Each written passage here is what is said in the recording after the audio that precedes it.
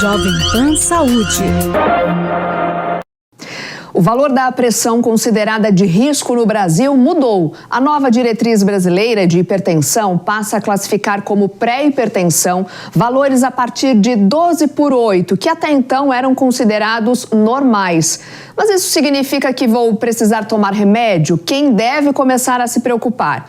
Para ajudar a gente a responder essas e outras dúvidas, o Jovem Pan Saúde de hoje recebe o cardiologista, o Dr. Eugênio Moraes, membro do corpo clínico do Hospital Sírio-Libanês. E para completar essa conversa, o Fábio Xavier, que convive com a hipertensão há 10 anos, também está conosco hoje e vai dividir com a gente a própria experiência e os cuidados que adotou para manter a saúde em dia.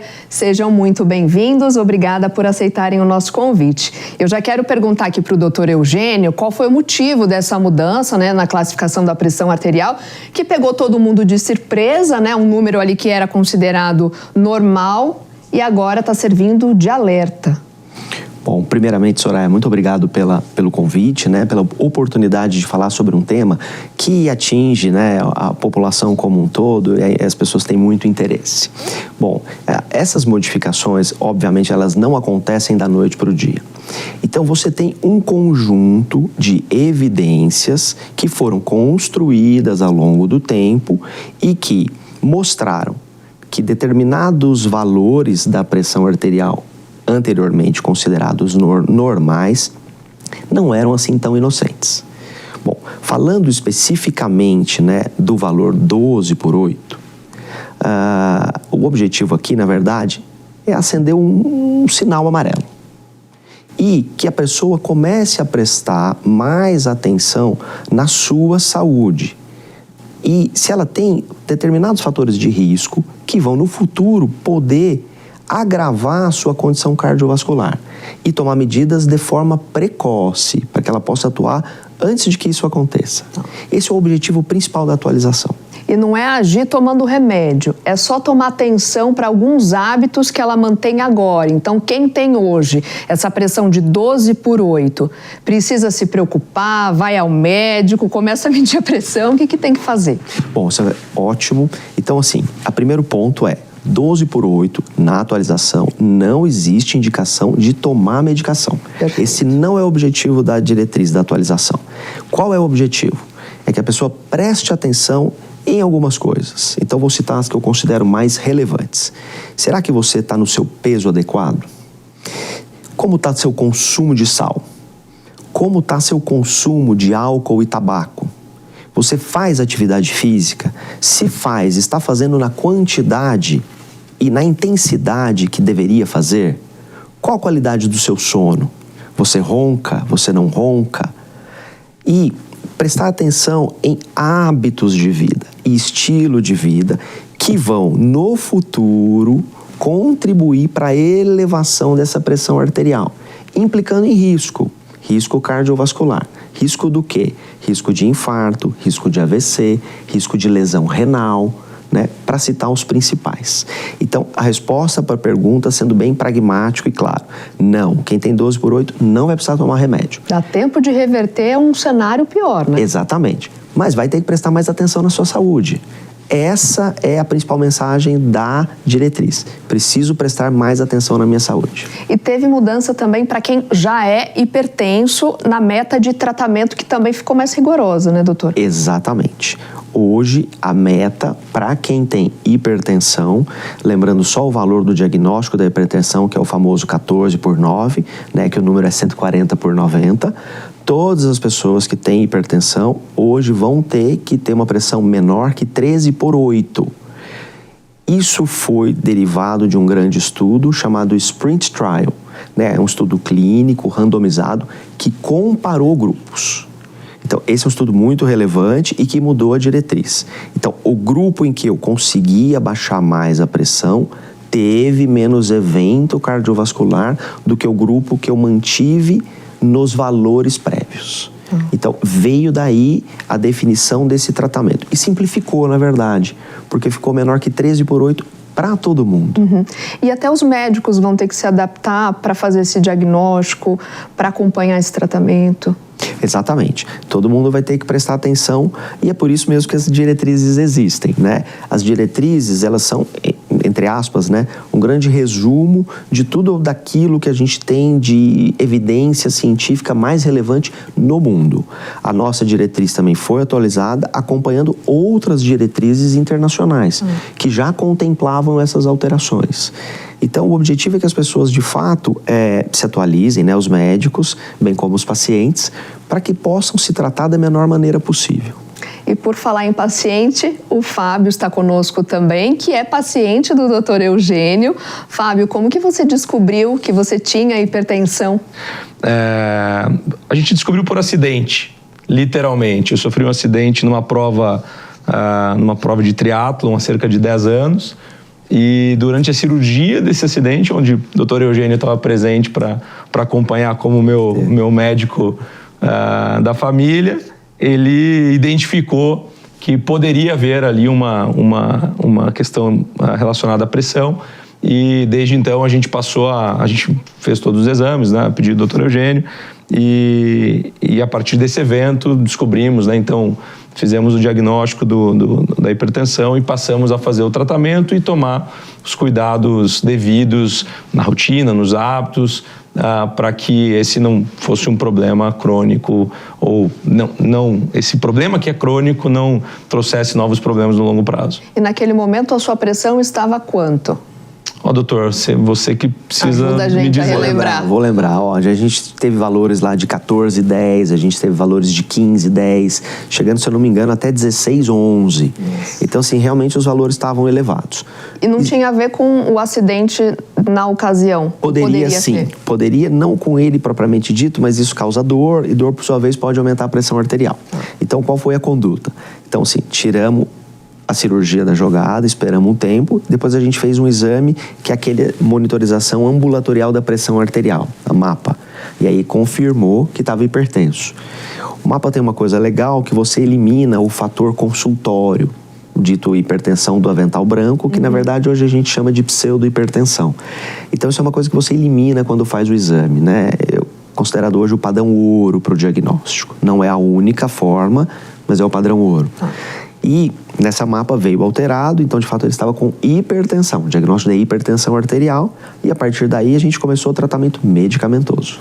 Antes de falar do tratamento, queria até ouvir a impressão do Fábio, né? Quando você recebeu esse diagnóstico, você ficou surpreso? Porque, obviamente, você não sentia nada antes disso, né? Pode-se chamar uma doença silenciosa, né? Então, de fato, Exato. Até então eu era jovem, né?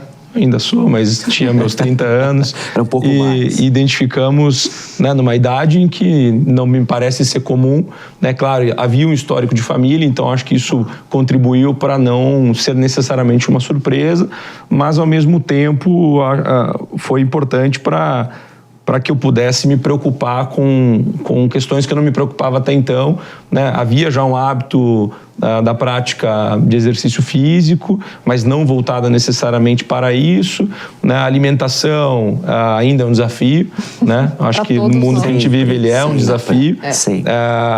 E claro, acho que a preocupação acima de tudo de acompanhamento, né? Porque ainda mais quando você é jovem, você não tem essa preocupação necessariamente de anualmente, né, procurar seu médico, fazer um check-up, entender, porque a pressão arterial, até onde eu entendo agora, já, né, com muito tempo me acompanhando, ela não necessariamente te provoca problemas no curto prazo, né? Ela é uma doença que no longo prazo ela pode te trazer problemas mais sérios que são paralelos a ela, né?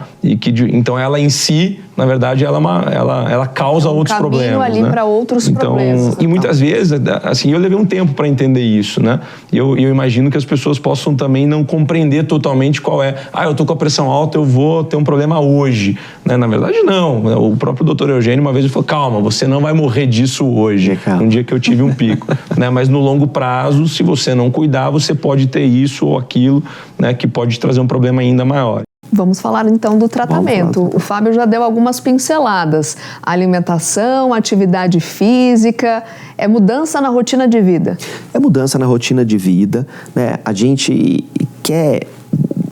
Acho que esse é um dos objetivos assim, principais da atualização da diretriz. O que a gente quer? A gente quer que as pessoas revisem o conceito. Vou ao médico quando estou doente. Esse é um conceito do passado. A gente não quer isso. A gente quer fazer diagnóstico precoce dos problemas e, na medida do possível, prevenir os problemas. Esse que é vamos dizer assim, o bonito, né, da atualidade. E isso é possível, isso é factível, desde que, obviamente, você frequente o médico. Então, acho que esse é o primeiro ponto.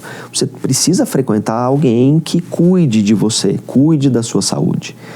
E pensando aí em modificação de estilo de vida, a gente quer isso para todos os hipertensos, né? Independentemente ali da faixa, do nível. Eu tenho 18, eu tenho 16, isso não muda. Isso vale para todos, a gente quer para todo mundo, quer para o 12/8 também. Então isso é fazer atividade física se você não faz. Quanto? Mínimo 150 minutos por semana. Pode ser menos? Pode, se for mais intenso. Isso dá aproximadamente quantos dias? Daria 5 dias na semana, 30 minutos. Todo dia, Todo 30 dia. minutos? Pode ser, é uma forma. Eu posso fazer 3 vezes por semana, 60 minutos cada um, vai dar 180. Aí, equalizar essa matemática, quanto mais dias melhor, quanto mais distribuído melhor, mas eu posso fazer um pouco mais concentrado. Posso fazer até só no final de semana. É igual? Não. Tem benefício? Tem. Então, o objetivo é, saia do zero.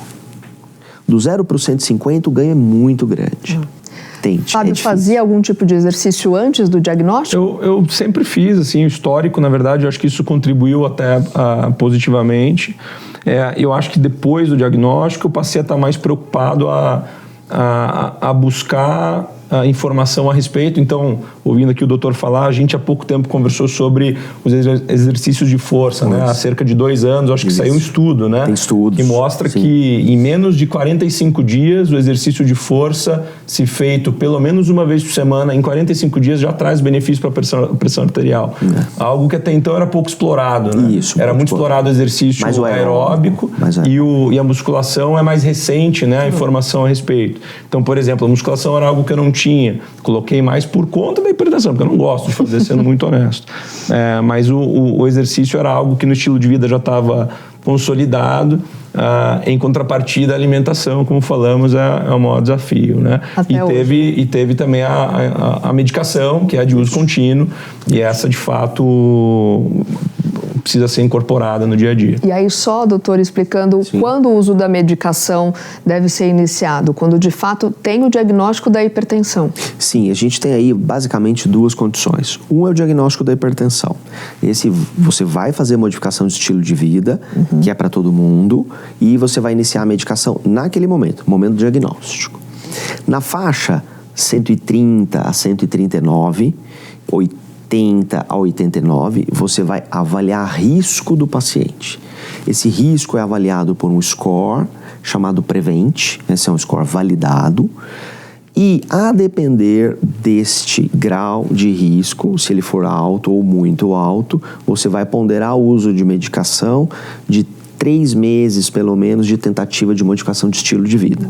Então, por exemplo, 12/8 não tem o remédio, não há essa indicação. 13/9, uma coisa, 13/89, não pode bater o 9. Você vai avaliar risco. E a depender do risco, se esse risco for alto e em 3 meses o paciente não conseguir reduzir a pressão arterial com mudança de estilo de vida, você também está autorizado a iniciar a medicação. Para que todo mundo fique com a pressão menor que 13/8. Esse é o objetivo. E nesse caminho, né, do tratamento, que eu imagino que seja para a vida toda, Esse é para a vida toda, exatamente. O remédio, inclusive, também. O remédio, inclusive. Existe a possibilidade de uma pessoa iniciar a medicação e depois retirar? Existe, é real. Mas, habitualmente, essas pessoas vão, por exemplo, ter 20, 30 quilos, às vezes, para perder. Então, não faz nada de atividade física, começa a fazer. Ou seja, a participação do paciente na questão suspensão do remédio vai ter que ser mais firme. E, na verdade, esse é um convite para todo mundo. Todo mundo tem que participar do problema. Não é, eu vou no médico, me dá um remédio e está resolvido. Não é essa a ideia. A ideia é que a pessoa participe do seu problema. E faça parte, doutor, putz, eu quero melhorar aqui, será que não dá? Podemos esperar o remédio? É negociável, né? Desde que haja acompanhamento. E esse acompanhamento é para a vida toda, né? E qual é a tendência com a idade? Com a idade, a tendência é da pressão aumentar, porque a gente está envelhecendo e os nossos vasos estão envelhecendo junto. Sim.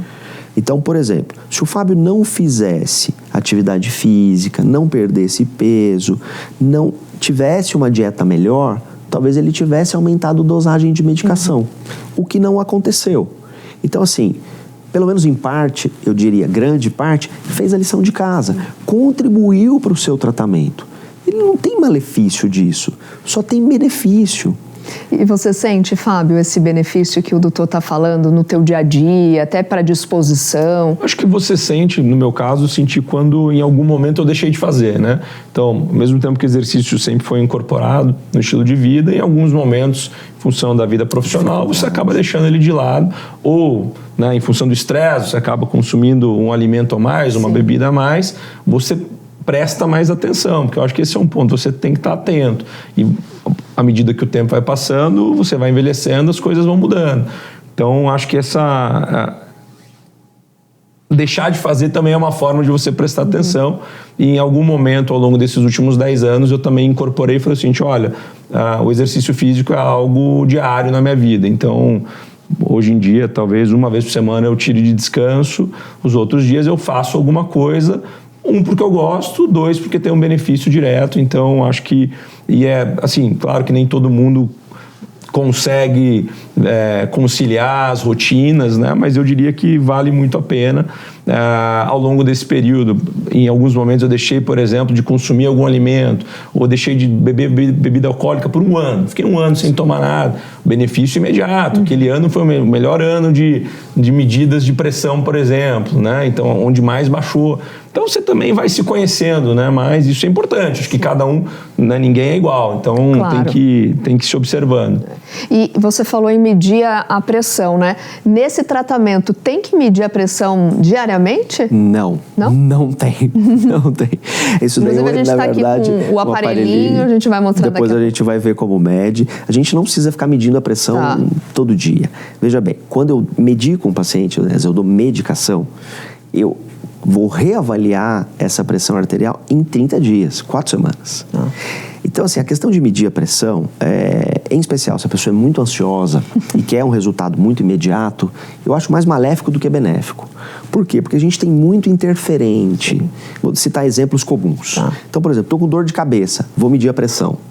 Vai dar uma alterada. Vai dar uma alterada, porque eu tenho dor. Dor estressa, isso faz aumentar a pressão arterial. Doutor, estou hipertenso, tá 15, vou ter um AVC. Não é assim, né? A coisa não é tão binária dessa forma, não é tão simplista assim. Você precisa de tempo daquilo atuando para que isso realmente traga problemas para você. Não é uma coisa imediata. Então, assim, medir em excesso eu acho equivocado. Isso traz mais ansiedade do que benefício. A gente tem os aparelhos digitais, são bons, são validados. Eu dou preferência aos de braço. Por quê? Porque quando eu ponho o equipamento no braço, eu estou sempre na altura correta, que é a altura do coração. Então, vou ter uma medida mais adequada, uma medida mais precisa. Os de punho pode dar erro, porque a pessoa às vezes não colocou na posição adequada, o que não quer dizer que eles não sejam bons, são também. E as medidas, eu acho que elas devem ser esporádicas, né? Preferencialmente até no consultório médico. E aí você pode medir em casa, tá tudo bem, medir a pressão, não é essa a questão. A questão é não entrar em pânico com o resultado. E não ficar medindo toda hora. Então, por exemplo, tem gente que mede a pressão 2, 3, 4 vezes na sequência.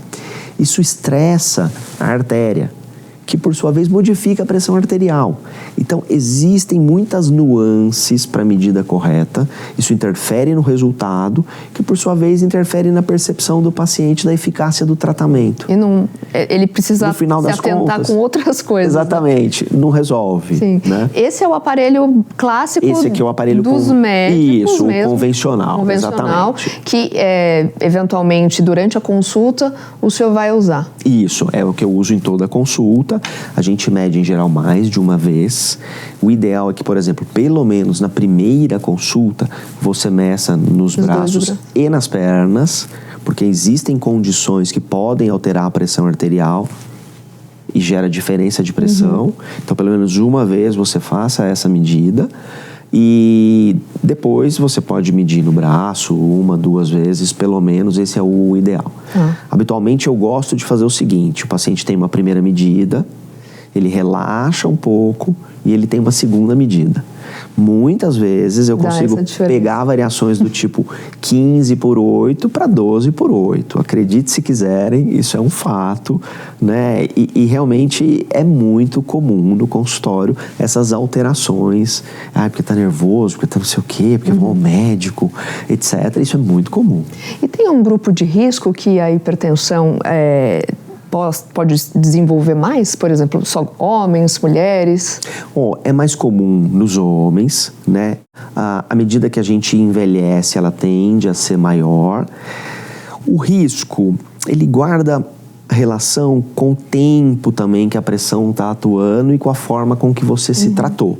Então, se você é meio relaxado com as medidas, você pode ter alterações no sistema cardiovascular que vão aumentar teu risco com o tempo. Exemplo, você faz um eletrocardiograma, o paciente tem sinais de sobrecarga ventricular esquerda.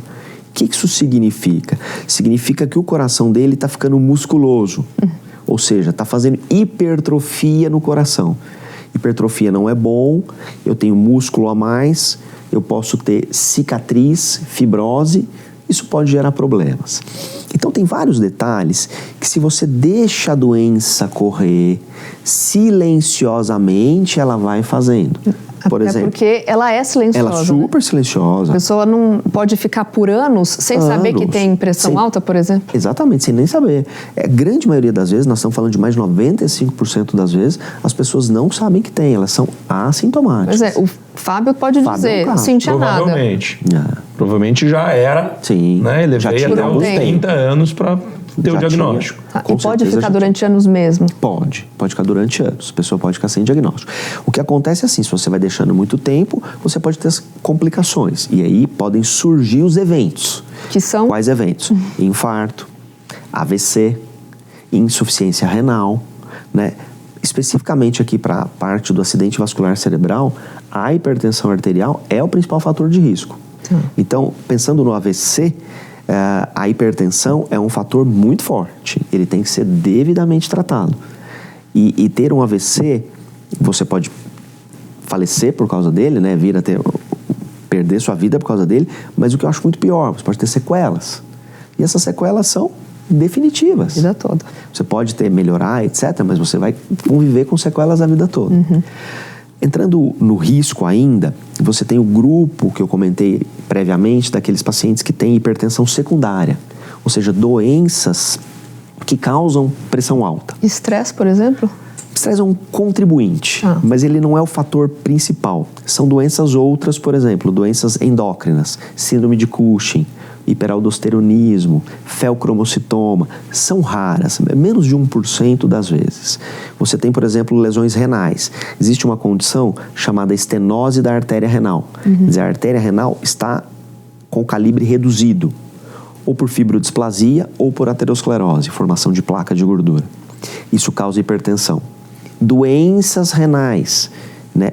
Outras que aumentam também a pressão arterial. E, por exemplo, uma super comum, não posso esquecer de falar de jeito nenhum, a apneia do sono, a pessoa que ronca. Olha. Isso contribui para o aumento da pressão arterial. Então, muitas vezes, nessas condições, os efeitos da pressão arterial, o risco se acelera. Porque você tem uma condição que está alimentando a pressão arterial. Então, isso pode piorar. Vamos falar de prevenção? Né? O Fábio citou bastante na questão da alimentação, que ainda é um desafio. Hoje você tem uma dieta restritiva, tem coisas que você não come ou que você evita comer? E aí o doutor pode... É uma pergunta, veja, de forma muito direta, aí um pouco de perfil, não há restrição, né? Eu acho que o que tem de orientação é em relação ao evitar, né? Então, se até determinado momento o consumo era muito alto de determinado alimento, ou de determinado processado ou tempero, você passa a ter um pouco mais de cuidado. Acho que também é importante dizer, você não deixa de fazer as coisas por conta disso. Acho que o caminho de tudo é moderação. Claro, no meu caso, pode ser que tenham casos, né, onde a pessoa tenha uma questão mais aguda e precise ter um cuidado maior. No meu caso, não foi necessário. Então, acho que, assim, nenhuma grande restrição. São os cuidados e a moderação, bom senso no dia a dia. Você vai ter o dia que você vai exagerar um pouco mais, no dia seguinte você vai estar mais atento, mas, assim, não diria que teve uma restrição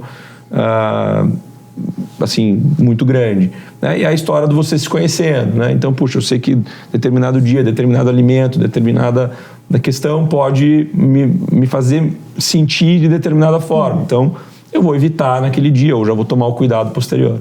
Doutor, é isso? Tem algum grupo de alimentos que quem é hipertenso precisa evitar e quem ainda não é também pode evitar para... Pode sim, tem sim. Prevenir. Falando aqui especificamente do sódio, né, que é o sal. E isso é um problema na sociedade atual, né? Porque a grande maioria do sódio que a gente consome acaba vindo das dietas industrializadas, né? Processadas. Então, se for possível, evite os ultraprocessados, né? Essa acho que é a grande questão. Se a gente for possível evitar, evite os ultraprocessados. Se você tem hábito, por exemplo, pequenos hábitos, você tem hábito de colocar sal na salada, tira o sal da salada, evita o sal da salada, porque isso é um sódio a mais que você está consumindo ali que você poderia evitar. Então, esse seria um ponto. Outro seria aumentar o consumo de potássio. Isso vem de frutas, verduras e legumes. Existe uma dieta, esse é um estudo, chamado DASH Diet, né? E é uma dieta rica em frutas, verduras, legumes, com redução dos níveis de sódio e aumento dos níveis de potássio. Essa dieta se provou eficaz no controle e prevenção da hipertensão. Dieta tem uma questão, gente. O problema quando a gente fala da dieta é que a dieta tem que ser para a vida toda. Então, a adesão das dietas a longo prazo é mais difícil. O que não quer dizer, não é essa a minha mensagem, que você não deva fazer. Mas ela é mais difícil. Doutor, posso comer a pizza do final de semana? Pode. Não é isso que vai te deixar hipertenso. O problema é o consumo do dia a dia. É um equilíbrio, exatamente. Que você tem que tentar ter para que você conseguir reduzir. Se a gente for pensar, a dose correta de sódio dia, 2 gramas. Isso corresponde a 5 gramas de sal. Se eu não me engano, é um pacotinho. Tem pacotinho de 5 gramas. Para um dia inteiro. Para o dia inteiro. Não é simples, é difícil, mas existe benefício. Existem sais que você compra que ele tem uma proporção maior de potássio. Fica tipo 70-30, 80-20. Esse sal ajuda a reduzir a pressão arterial e prevenir o aumento da pressão. Qual, porém, que se você consumir muito, você aumenta teu potássio. Então tem que tomar alguns cuidados. As pessoas que têm problema renal, por exemplo, não podem fazer isso. E eu acho que o outro ponto que as pessoas abusam com uma frequência e não percebem, até porque é socialmente aceito, é o consumo do álcool. Entendeu? E 2 recados. Um é quantidade, dosagem, né? Então, assim, bebo todo dia, bebo várias cervejas por dia, isso daí é prejudicial. Não tem jeito. Ou, não bebi a semana toda. Então, agora eu vou pegar o que eu não bebi a semana toda e vou lá no final de semana. Equivocado. Tudo num super equivocado. Né? Isso chama binge drinking. Isto comprovadamente aumenta risco cardiovascular nas próximas 72 horas ao consumo. Por quê? Porque faz aumento de pressão arterial. Esse é um dos fatores, não é só isso, mas esse é um deles. Bom, acho que a grande mensagem que fica até por essa mudança, né, é alerta mesmo para a pessoa mudar o hábito de vida. O Fábio está aqui para ser prova viva, né? E é um paciente exemplar, pelo que eu estou vendo, né? Tem que fazer a lição de casa, né? Senão não dá. Exemplar ao ponto de vir dar o exemplo. Pois é, para outras pessoas. Nacional. É isso aí. Obrigada mais uma vez, doutor Eugênio. Eu que agradeço. Fábio. Obrigado. Muito obrigado. E obrigada também a você que nos acompanhou. O Jovem Pan Saúde vai ficando por aqui. Espero que tenha gostado do assunto do nosso programa de hoje. Obrigada pela sua companhia mais uma vez. Se você tiver alguma dúvida ou sugestão, envie um e-mail para nós. É o saude@jovempan.com.br. E se quiser rever essa e outras entrevistas, acesse o canal Jovem Pan News e também o aplicativo da Panflix para Android ou iOS. Até semana que vem. Tchau. Jovem Pan Saúde. A opinião dos nossos comentaristas não reflete necessariamente a opinião do Grupo Jovem Pan de Comunicação. Realização Jovem Pan.